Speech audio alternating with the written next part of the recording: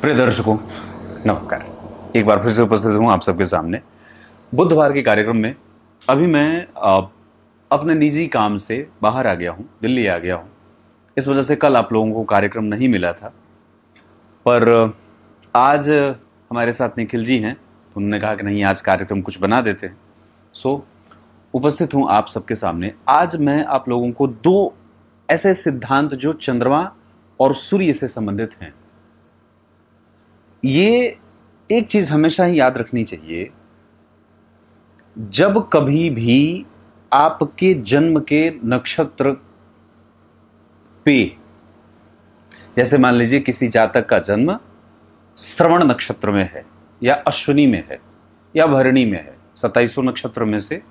किसी भी नक्षत्र में आपके चंद्रमा होंगे, आपके जन्म के समय पे कोई ना कोई नक्षत्र बीत रहा होगा। अगर उस जन्म नक्षत्र से या तो सूर्य या तो चंद्रमा और या आपके जन्म कुंडली के योग कारक ग्रह,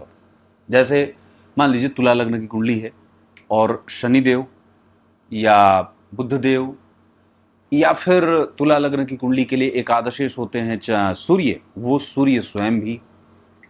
जितने भी वर्षों के बाद ही क्यों ना हो,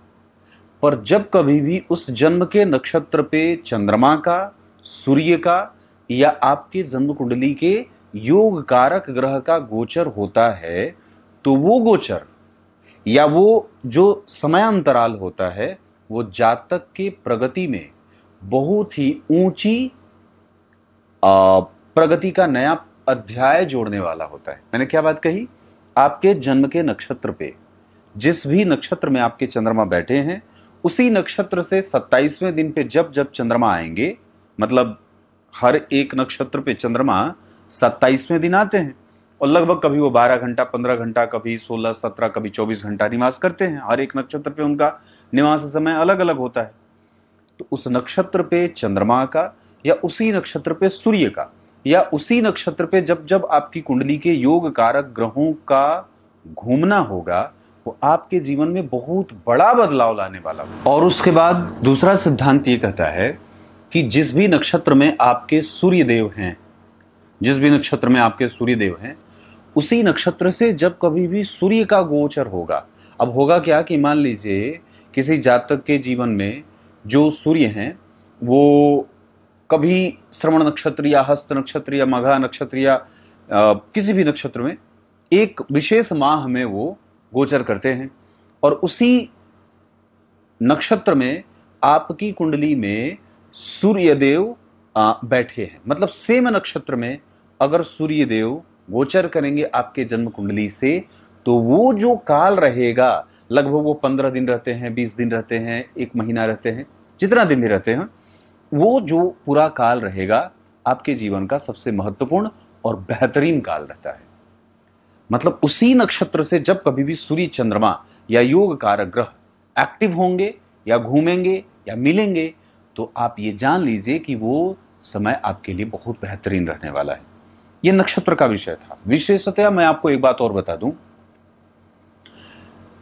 जन्म कुंडली के योग कारक ग्रह, जैसे तुला लग्न की कुंडली के लिए बुध, शुक्र और शनि होते हैं। जन्म कुंडली के योग कारक ग्रह जैसे धनु लग्न की कुंडली के लिए सूर्य, गुरु और मंगल होते हैं। मिथुन लग्न की कुंडली के लिए शनि, शुक्र आदि ग्रह होते हैं। तो जब कभी भी जन्म कुंडली का सिद्ध योग कारक ग्रह, योग कारक मतलब आपको यह देखना होगा कि कौन आपकी कुंडली में योग करने वाला है, जोड़ने वाला है, एक ऐसा ग्रह जो आपके जीवन को जोड़ रहा है, मारक मतलब मार रहा है।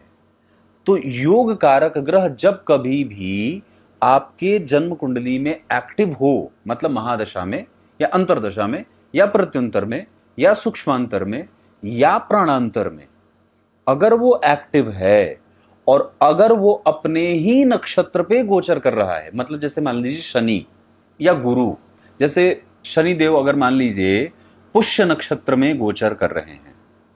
और आपकी जन्म कुंडली में वो योग कारक ग्रह हैं। अब ऐसे तो शनि देव जो हैं वो बहुत लंबे काल के बाद किसी एक नक्षत्र पे आते हैं, क्योंकि उनकी घूर्णन की गति पूरी 2.5 वर्ष की होती है, एक राशि पे वो 2.5 वर्ष रहते हैं। इसी वजह से ये जो शनि का काल होता है ये पूरा धीरे धीरे बीतता है और व्यक्ति के जीवन को धीरे धीरे एलोकेशन देता है, या फिर देता है या छोड़ता है या लेता है या नहीं लेता है। मेरे कहने का तात्पर्य यह है कि जन्म कुंडली का योग कारक ग्रह अगर अपने ही नक्षत्र में गोचर करता है तो ये आपके जीवन के लिए बहुत ही निर्णायक होता है और सुख और समृद्धि का दाता होता है। इसको और सरलता से समझा दूं, जैसे मान लीजिए आपकी कुंडली के वृश्चिक लग्न की कुंडली बनती है किसी जातक की, तो भाग्य भाव के स्वामी होते हैं चंद्रमा, और अगर चंद्रमा श्रवण नक्षत्र में गोचर करेंगे तो आप ये मान के चलिए कि वो जो पूरा काल रहेगा ये बड़ा ही महत्वपूर्ण, मतलब वो एक दिन के लिए ही आएंगे, 27वें नक्षत्र पे वो हमेशा आते हैं। तो वृश्चिक लग्न के जातकों के लिए श्रवण नक्षत्र में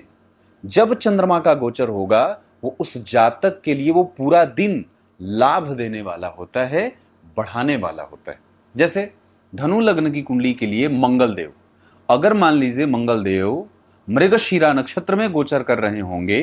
कभी भी किसी भी समय किसी भी जातक की कुंडली के लिए जिसकी कुंडली में वो योग कारक हैं, तो वो पूरा का पूरा समय जब तक वो उस नक्षत्र पे रहेंगे तब तक मान के चलिए कि आपका काम बढ़ाने वाला होगा। आप समझ रहे होंगे। तीसरा उदाहरण ऐसे दे दूं,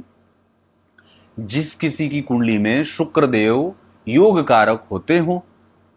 और अगर शुक्रदेव उसकी कुंडली में भरणी नक्षत्र में गोचर कर रहे हैं, अपने ही नक्षत्र में शुक्रदेव गोचर कर रहे हैं, तो शुक्रदेव का योग कारक होना और भरणी नक्षत्र में गोचर करना उस जातक के जीवन के लिए इतना लाभप्रद स्थिति जोड़ने वाला हो जाएगा, जिसमें वो व्यक्ति चाहे ना चाहे, जाने ना जाने, चाहे वो ज्योतिष पर विश्वास करे ना करे, वो समय उसको लाभ देने वाला होता है। मुझे पूरा विश्वास है आप लोग ये विषय तो समझ गए होंगे। अब जैसे मैंने ये उदाहरण दिया, योग कारक ग्रह है, अपने नक्षत्र में वो कहीं पे भी है गोचर कर रहा है, तो ये संबंध, ये डॉट जुड़ता है और आपके लाभ के लिए होता है, अच्छा होता है, मतलब वो श्रेष्ठ समय कहा जा सकता है। कार्यक्रम में नुकसान ना हो, गैप ना हो, इस वजह से आप लोगों को एक मैंने बहुत ही अनुभूत सिद्धांत बताया है जो नक्षत्रों पे था। कुछ इसी तरीके से आज के इस कार्यक्रम का समापन करते हैं। तब तक के लिए बहुत बहुत नमस्कार।